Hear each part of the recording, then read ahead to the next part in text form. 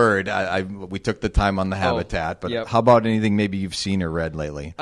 We had kind of a good time at Thanksgiving and saw some movies. Yeah. So just before Thanksgiving, saw Fantastic Beasts 2. Okay. And then Thanksgiving night, went out and saw the story of Freddie Mercury in Bohemian Rhapsody. I want to see it. It's fantastic. If you're listening to this, you got to see that movie. It was just really well done, lighthearted. It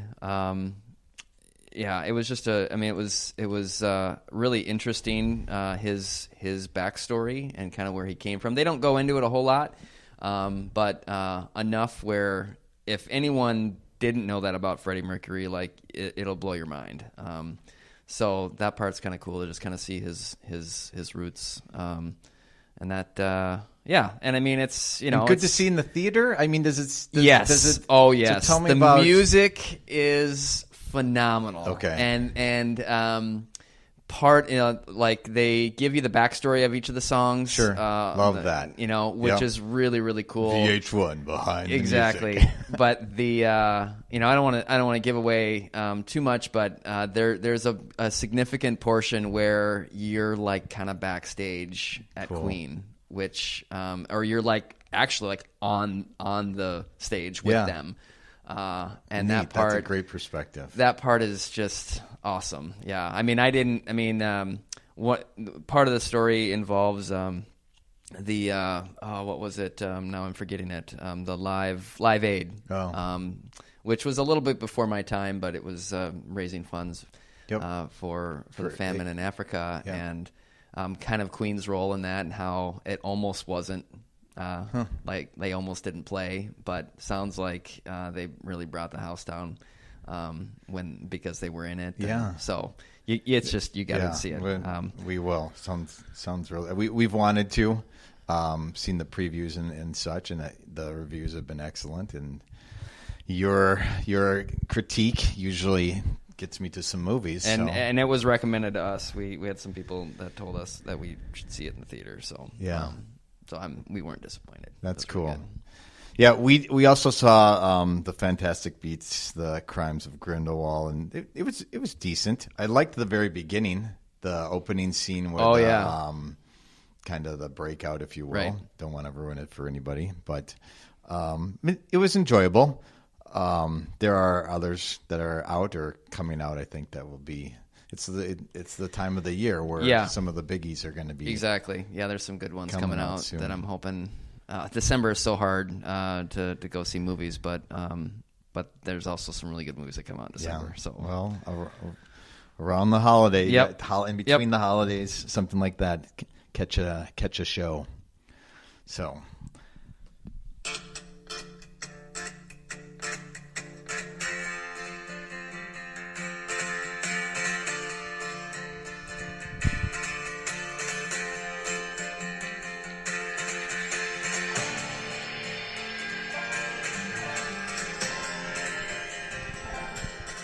So it's fodder time, pod fodder time. Why don't we get at it? All right, let's do it. Yeah. So what are we talking about this week? Well, so questionable fodder is kind of revolving around this Spirit of Inquiry episode from the TED Radio Hour that I listened to, and I wasn't 2 minutes in and was like, oh yeah, we got to talk about this. There's some really good fodder in this episode.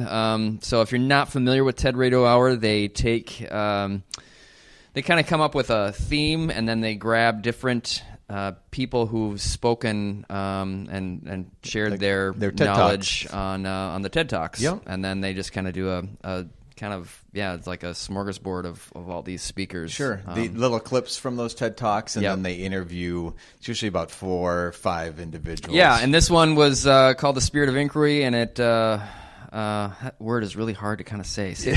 Inquiry. Yeah. I thought it was really well done. I love the way that it started.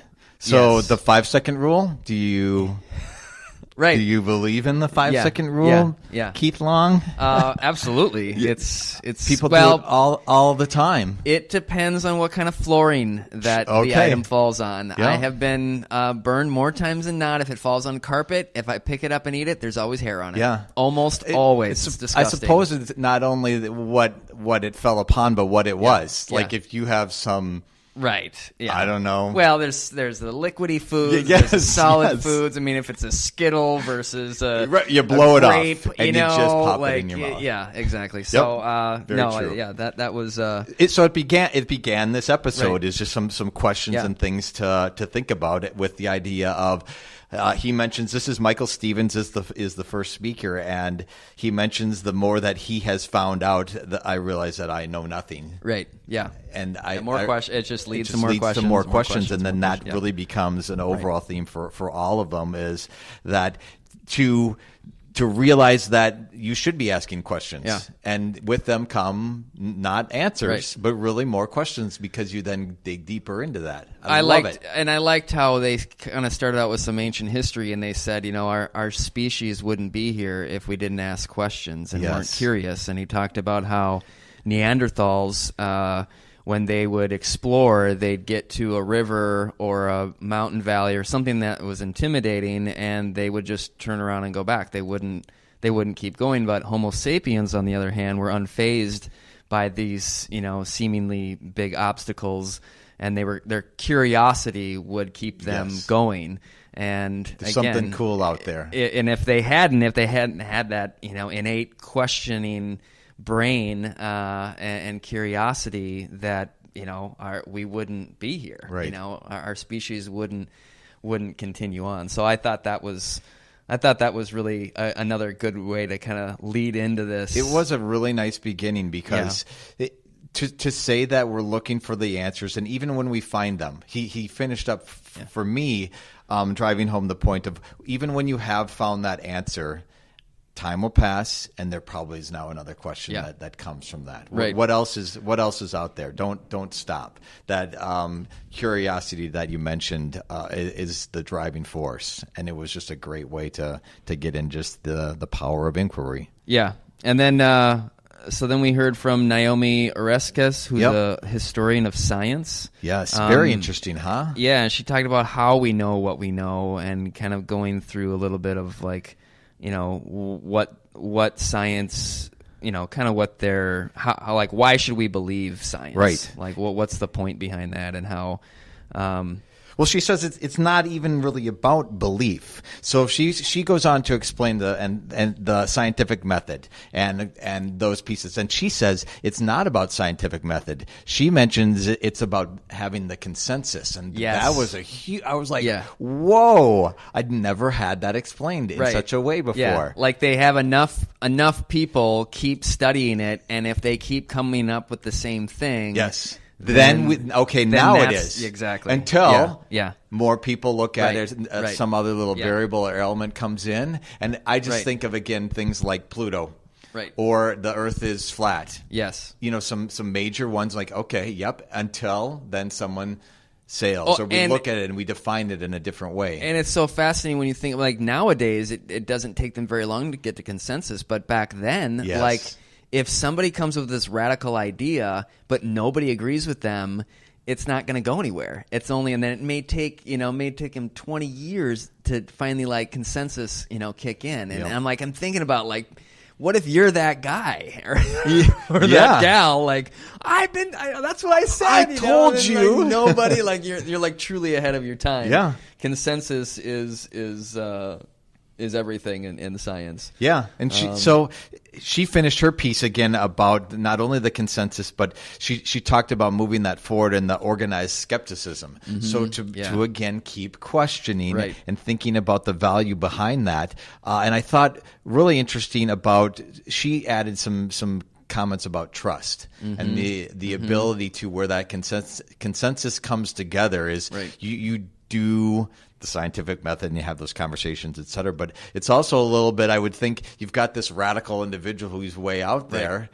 and you let him, like you just said, right. he or she's just sitting out there. Yep. And then over the course of time, like, oh, well, maybe he was onto something. Like everything, she kind of talked about how everything can be revisited. So even if you come with one conclusion, if somebody's like, I don't think that's right, they can just reopen it. Yep. And if they get consensus, then that's how it changes. Yeah. And I don't know, the thing that really stood out for me was how to science, truth is a receding goal or an ideal.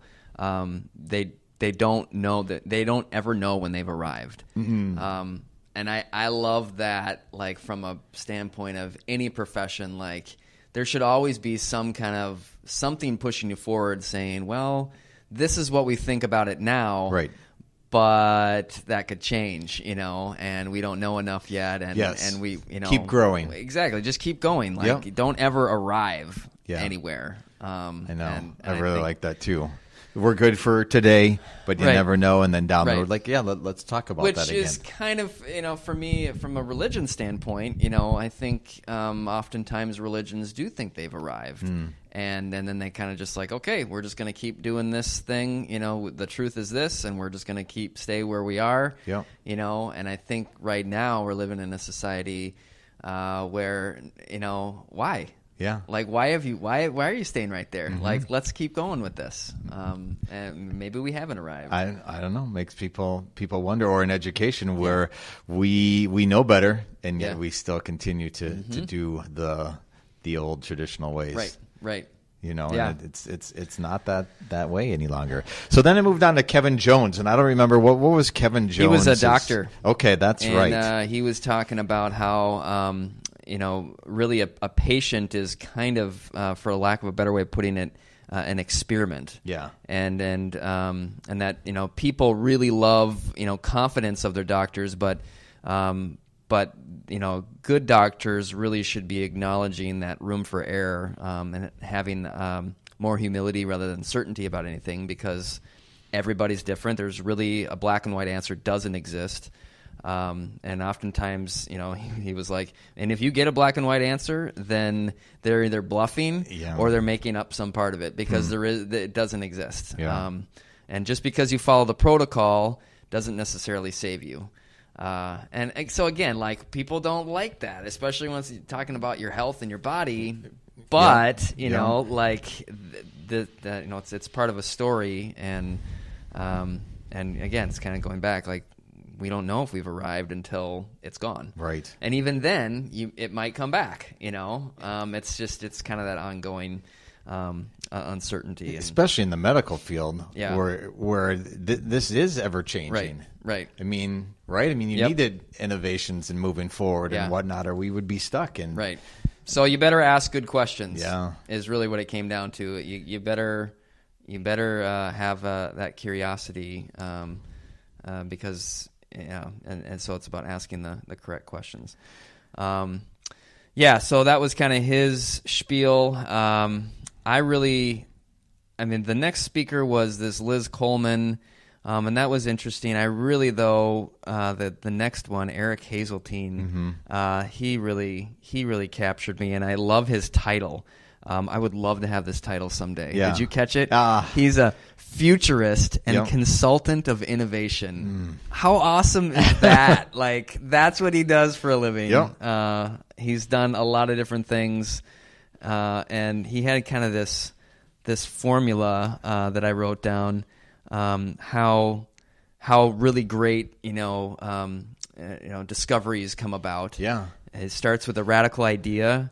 And then usually like a new instrument of some kind, and then there's this collision of diverse disciplines, and then this removal from center. So like taking yourself out of the center of the universe, and kind of stepping back. Critical is. I just think that's really cool. Yeah, he studies how science asks the questions themselves, and I just thought that piece about removing yourself, which is really sort of hard, because that's your perspective, right? To try to push that aside. And he mentions that while we know a ton, there's just way more still that we have no idea And so that those radical ideas and such are really he talks about how hard that is too. What stood out to me in a comment that he said is trying to imagine a color that doesn't exist. And you can't because you don't know. It's impossible. One. Yes, yeah, I mean spin on that for a little bit. You form your imagination comes from what you currently know.